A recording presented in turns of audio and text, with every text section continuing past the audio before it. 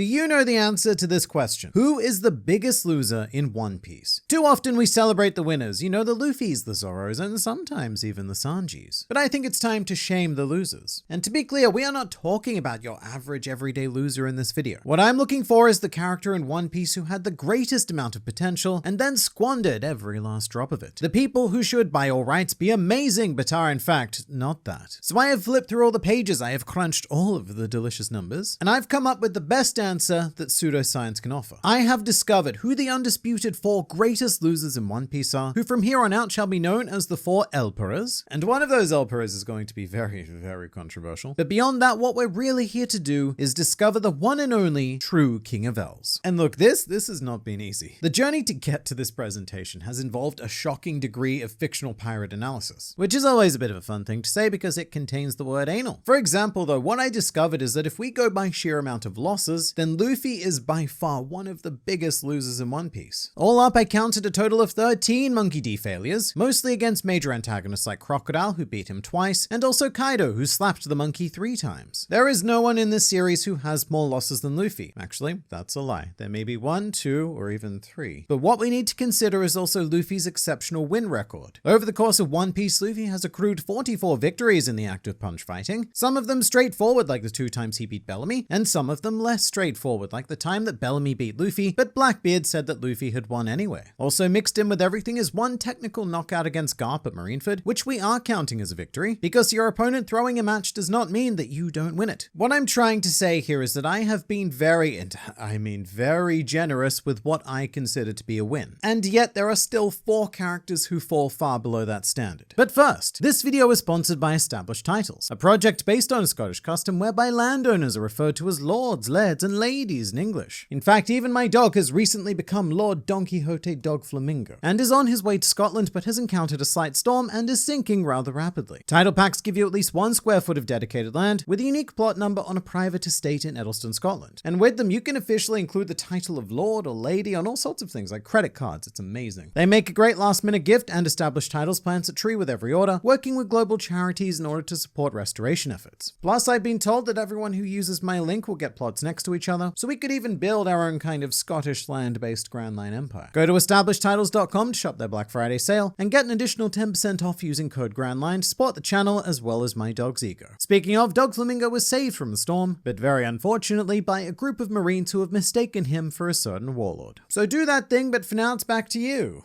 Me? One thing I would like to note is that in his entire career, Luffy has only had 1 tie, which was against Laboon at Reverse Mountain, thus making our Chonk Whale one of, if not the greatest of Luffy's rivals to this very day. But essentially, when you take Luffy's 44 wins and then you minus the 13 losses, then you are still left with a net positive of 31, which is amazing, and no one else even comes close to that. But well, actually, there is one creature. Kaido was another fascinating case study for this video, because despite being the strongest creature in the world, he also has one of the most extensive loss records. During his intro, the narrator said that he has tasted defeat on 7 occasions, and his alcohol-soaked taste buds were given yet another sampling recently by Monkey D. Luffy. So that's 8 career losses, but what really lets Kaido down is his general poor attitude to the sport. Kaido has allowed himself to be captured 18 times. Yes, it was because he was feeling a little bit hungry, but I am going to be stringent with these rules and count each and every one of them as a loss, bringing Kaido to a career total of 26 losses. Here's the thing though, it doesn't really matter. It could be 50 losses, could be 100, could be 1,000. Because Kaido has all of the wins in the world to back it up. Kaido adopts what I like to call the Costco philosophy of combat, which is that he prefers to win in bulk. For example, when he encountered Eustace Kid and his band of kidlets, he picked up 4 sweet dubs right then and there. With the raid on Onigashima, the vassals alone added a solid 9, Luffy practically gave 3 away, and over the course of a very troublesome childhood, Yamato has lost a potential infinite amount of times. Then you've also got your Morias, your Odins, and all of your others. But basically, Kaido's win count is anywhere from 19 to infinite, with 1 tie against Big Mom and 1 unknown outcome versus Shanks. But red hair, white hair, long hair, and pink hair are all emperors of the sea, each with such an extensive record that their losses will naturally pile up. However, they all live up to the hype of their titles. But we are going to flip this taco upside down, thus ruining it, to discover the 4 emperors. Very few are capable of being defeated by them. How low will their flaws go? Well, our first emperor comes to us all the way from Wano, He is known as the biggest, the angriest, and the woolliest member of the Beast Pirates. However, they say, in a one-on-one fight, never bet on Jack. Land, sea, and air. Of every living thing in this world, this pirate is said to be the most disappointing creature alive. It is, of course, Jack the Drought. So looking at some stats now, Jack entered this series with an absurd amount of potential. He was not the right hand or the left hand, but the third mysterious hand of Kaido in Emperor of the Sea, which was particularly impressive because the Beast Pirates are governed solely by the principle of whoever is the strongest gets to decide the things. Jack also comes equipped with an ancient Zoan fruit, the second best right out of the box for that subclass, right behind mythical Zoans. And on top of everything, he was the first character in the series to be introduced with a bounty of 1 billion berries, which completely shattered everything we knew about bounties at the time. Before this, we speculated that only people like Kaido could be worth anywhere near 1 billion. But as it turns out, 1 billion berries, it's not a particularly difficult barrier to breach. In any case, expectations were high with Jack. So how did he perform? Well, his first conflict was against Inuarashi and Nekomamushi, where Jack ultimately threw a gas tantrum, and as such was dishonorably disqualified. He then tried to take on Sengoku, Suru, and Fujitora all at once, and look, I think I'm being generous here by counting that as only 1 loss instead of 3. But Jack's next engagement was an elephant v elephant altercation with Zunesha, where we did prove once and for all that yes, size does matter. Then arriving on Wano, Jack gathered another poor performance against Ashura Doji, a fight that appeared much closer in the anime. However, in the manga, Ashura Doji was subsequently nicknamed the Bidet because he wiped Jack clean. In the interest of fairness, I'm going to say that fight was inconclusive though. A few weeks later, Jack had a rematch against Inuarashi and Nekomamushi, except they were way stronger and Jack was way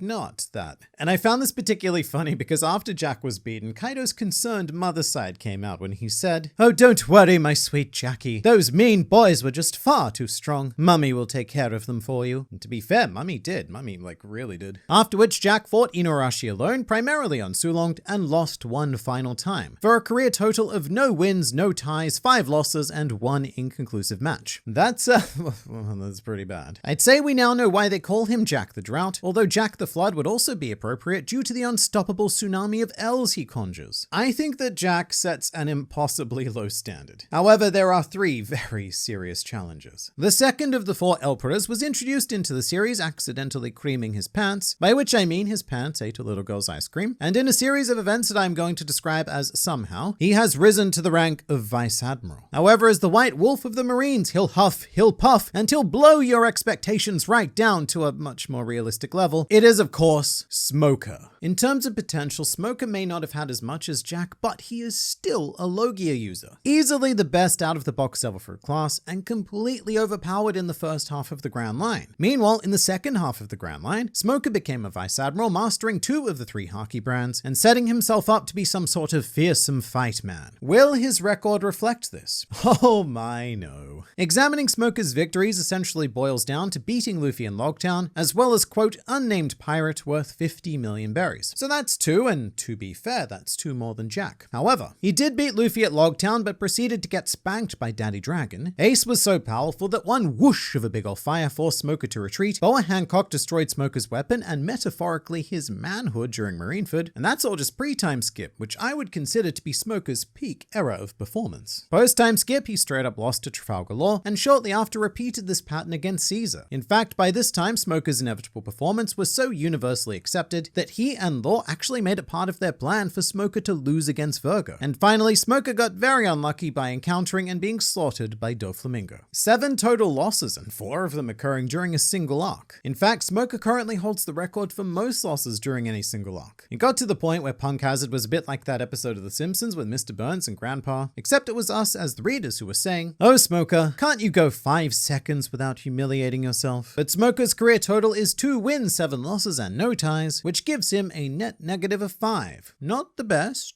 which is why he's here. But is he the worst of the worst? Well, our third Emperor is a laid-back, bottom-heavy man who enjoys a comfy seat inside the stomach of a big old corpse. He has the word more in his name, although I think he may have taken the belief that less is more a little bit too seriously, because less wins does not equal more anything. It's Gecko Moria. Moria is such a misunderstood character, and it's hard to gauge what potential he did have. However, he held the notable position of Warlord and the even more notable Lur rival of Kaido. The man who promptly slaughtered Moria's entire crew. However, just like Luffy after Marineford, Moria came to his senses and said, "I still have my Nakama's corpses. I still have my Nakama's corpses." It really is quite a legitimately depressing story, but Moria's devil fruit more than makes up for that. Or it should, but it doesn't.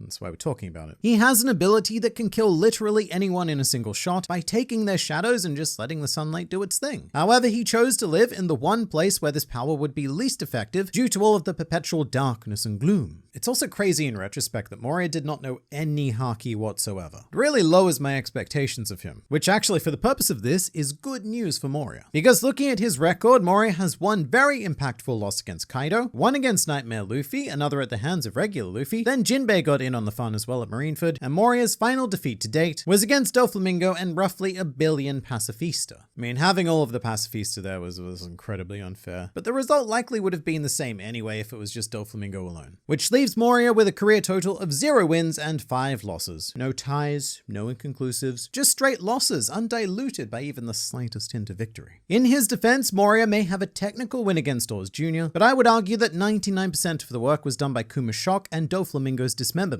So the most I can give Moria here is a participation award. Again though, is Moria the greatest loser in One Piece? Well, our final Emperor would say otherwise. Spawned directly from the loins of the Pirate King. His mother named him after his father's prized sword, which may or may not be a euphemism. In a deck of cards, he'd be OP, but if he was a Yu-Gi-Oh card, he'd be face down in dead mode. It's Podcast D Ace. Now I think a lot of people are going to assume that Ace, he doesn't belong in a video like this. But I've seen the stats, and his potential is so off the charts that it is now part of Nami's dream to map it. Ace was the son of the Pirate King, the adopted son of the hero of the Marines, and furthermore, he was also the son of the world's strongest man, via the world's most awkward co-parenting agreement in narrative history. Genes from the Pirate King, and trained by 2 of the greatest legends that this world has ever produced. In addition, Ace was gifted a stupidly powerful Logia, and was a natural-born user of all 3 types of Haki. Ace quite literally had everything going for him. This is like the equivalent of being born into old money. He had such a clean path to glory. So how could it possibly have gone this wrong? To his credit, Ace racked up a couple of dubs in his life. The first was as a child against Blue Jam, with help from Dadan, and the second was against fellow Emperor Smoker, in a clash that split the very ground below them. Although stepping his game down a bit, Ace does have notable ties against both Jinbei and Kuzan, but where things get troubling are the losses. Ace was defeated by Blackbeard on Bonaro Island, but also took the ultimate L to Sakazuki at Marineford, resulting in his new status as a donut. However, we have yet to count Whitebeard. In the series, we've seen Ace lose to Whitebeard on 3 to 4 occasions. Like, it's kind of vague, but it doesn't matter. Because it was stated that Ace challenged Whitebeard at least 100 times, and of course, lost on all 100 occasions. Which leaves Ace with a career total of 2 wins, 2 ties, and at least 103 losses. So by numbers alone, Ace is far and away the king of L's. However, I do feel like we should cut him some slack because his primary opponent was Whitebeard. But that leaves us with a big problem. Because just like their 4 Emperor contemporaries, our 4 Emperors are locked in a stalemate with shockingly close results, as Moria, Jack, and Smoker each have a net total of 5 losses. However, it should be taken into account that Moria and Jack are the only 2 Emperors who have no wins to their name at all. Also, it should be considered that Ace had the highest expectations of anyone, the highest numerical loss count, and is the only Emperor to have L'd himself completely out of existence. And to be honest, I just don't think I have the authority to crown our king on my own. So I decided to let you choose. A poll was put up in our community section with some of the most exciting results I've ever seen on the internet, as 3 of our 4 Emperors were stunningly close. However, after 100,000 votes, Jack ended up being the clear winner, followed by Smoker and Moria respectively. But hang on, that is actually another big problem. Jack